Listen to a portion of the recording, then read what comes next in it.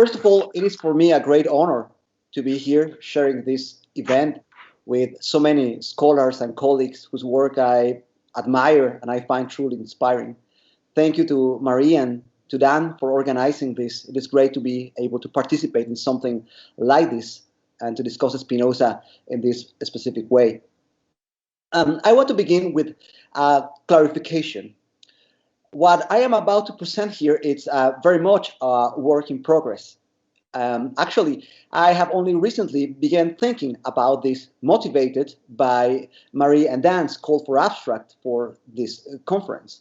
So I would truly benefit from all of your questions or comments or suggestions regarding what I'm about to present. As you all very well know, Spinoza identifies God and nature. He believes, that is, that God and nature are numerically identical, or that they are one and the same thing. However, Spinoza also presents in the Ethics a division of nature. He presents a division that is twofold. On the one hand, we have Natura Naturans, what is in itself and is conceived through itself, or such attributes of substance as express an eternal and infinite essence, i.e., God insofar as he is considered a free cause. On the other hand, we have Natura Naturata, whatever follows from the necessity of God's nature or from any of God's attributes, i.e., all the modes of God's attributes insofar as they are considered as things which are in God and can neither be nor be conceived without God. To put it short, what we have here is the distinction between the attributes of God and the modes that follow from those attributes. The question is then, what does Spinoza has explicitly in mind, specifically in mind, when he identifies God and nature? According to Edwin Corley, what Spinoza has in mind is the identification between God and Natura Naturans, that is, the claim that God is numerically identical to the attributes of that substance. An argument for this claim can be presented as follows. Natura Naturans, as we know, is God's essence. But God's essence, Spinoza holds, is numerically identical to God's existence and to God's power.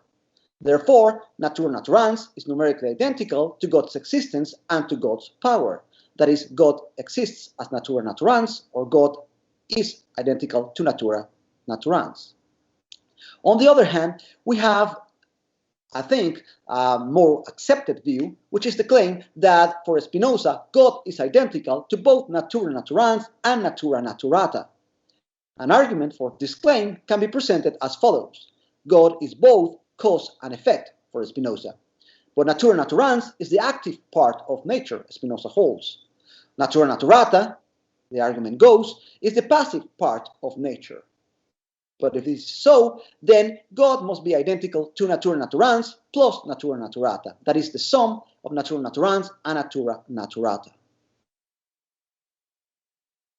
What I want to do here is to introduce and to discuss a further view, the possibility that Spinoza holds when he identifies God or nature, that God is numerically identical with each Natura Naturans and Natura Naturata. And I will present an argument for this claim. The argument is divided twofold. First, I discuss why Spinoza believes that God is numerically identical to Natura Naturata, and not only to Natura Naturans, as it is commonly held. And then I derive or explore a possible outcome of this first part of the argument, which is the claim that for Spinoza, Natura Naturata is God understood as existence. With that said, let us get to the details of the argument. The first premise of the argument, which I think is the one doing the heavy lifting, is the claim that the power of Natura Naturata is numerically identical to the power of God. As we have seen, Edwin Corley believes that only Natura Naturans is identical to God, and the Natura Naturans is the active part of God, whereas the both view holds that Natura Naturata is passive.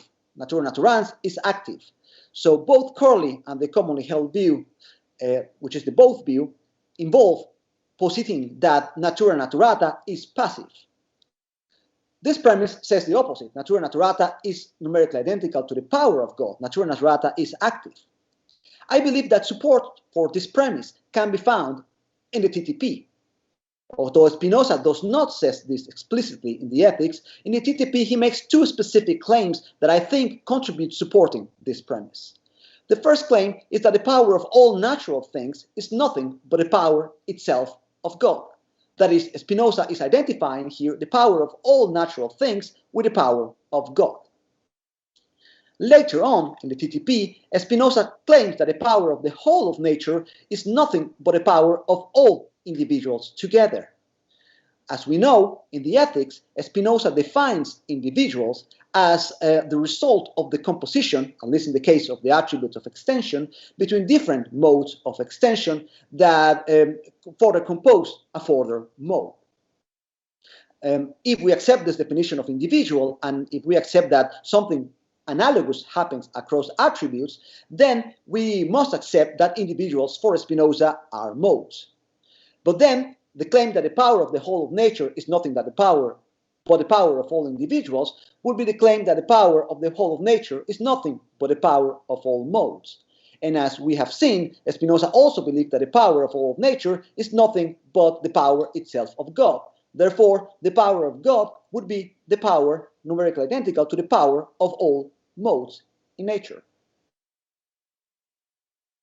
Now, Spinoza, I think, says very explicitly that the power of X is numerically identical to the existence of X. That is, the power of a thing is numerically identical to the existence of that thing.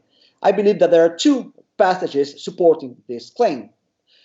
First, Spinoza says that to be able not to exist is to lack power, and conversely, to be able to exist is to have power. Spinoza also says that nothing exists from whose nature some effect does not follow. If we accept these claims, if we accept this reading, then we must accept that the power of one thing, the power of anything, is identical to the existence of that thing. But if we accept premise number one, the claim that the power of Natura Naturata is numerically identical to the power of God, and if we accept that the power of one thing is numerically identical to the existence of that thing, then we must also accept that Natura Naturata is numerically identical to God. Spinoza now holds that Natura Naturata is numerically identical to God. That Spinoza says in many passages, I believe, from the Ethics, but explicitly so in the definition of God.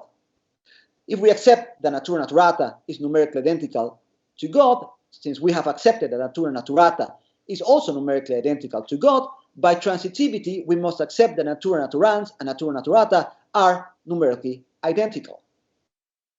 This is the first part of the argument, and I believe this supports the claim that Natura Naturata is numerically identical to God, and that Natura Naturata and Natura Naturans are in turn numerically identical. Now let us turn to the second part of the argument. If Natura Naturans and Natura Naturata are numerically identical, as I have here argued, then for Spinoza, this must be two ways of conceiving one and the same thing. That is, Natura Naturans and Natura Naturata are not subject of the Cartesian real distinction. They must be closer, the distinction between them must be closer to the conceptual distinction or the distinction of reason. That is, they must be ways of conceiving one and the same thing, since in reality they are one and the same thing. Now, Spinoza says that Natura Naturans is God understood as essence. He says that in the premise number 19, part 1 in the Ethics. But Spinoza also says that God's essence and God's existence are one and the same. I believe that we can infer from these claims that Natura Naturata can be understood for Spinoza, God understood as existence. That is, Natura Naturans and Natura Naturata are two ways of understanding the same thing, God. But whereas Natura Naturans is God understood as essence, or understood as all attributes, Natura Naturata is God understood as existence, or as all modes, as I have here argued. Now, I am aware that objections can be raised against this view, and I want to discuss, at least briefly, a couple of these. First of all, I think the most immediate objection that comes to my mind, at least, is that for Spinoza, Natura Naturans is indivisible. The attributes of God are indivisible, whereas Natura Naturata is allegedly, it has been discussed, but allegedly divisible. That is, the modes are divisible, but the attributes are not. So one might wonder, how is it possible that Natura Naturans and Natura Naturata are numerically identical when one, Natura Naturata, is divisible and the other, Natura Naturans, is not? I believe that it could be responded to this, that this is possible because for Spinoza, Natura Naturata and Natura Naturans are ways of conceiving the one and the same thing. And there's nothing preventing or contradictory in the fact that we can conceive one thing in one way that is not divisible, and we can conceive the very same thing in another way in which we can divide it conceptually. In reality, we are conceiving the same thing in two ways. So we are not actually performing contradictory operations on the thing. We're only doing this conceptually. Finally, I want to address a further objection, which is the claim that modes are conceived through attributes. So if God is numerically identical to Natura Naturata, then God would not be conceived in itself and through itself. To this, I believe it can be replied that, well, Spinoza believes that God understood as a substance, that is, all attributes, is God in himself, in itself. Spinoza claims that if the affections are put on one side, the substance is considered in itself, i.e., considered truly. One cannot be conceived, one cannot be conceived to be distinguished from another. That does not mean that God understood as all modes must be so.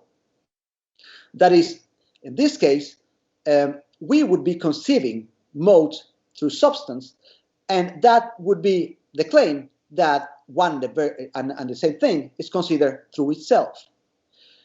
One can push this point further and claims that Spinoza certainly believes that existence is conceived through essence. So the fact that Natura Naturata is existence is consistent with the fact that for Spinoza, essence is the way in which is the tool through which we conceive existence. And I think I am about to be out of time, so I will leave it like this because I cannot see the hand or the clock. But I will leave it here to leave space for your questions and comments. Thank you.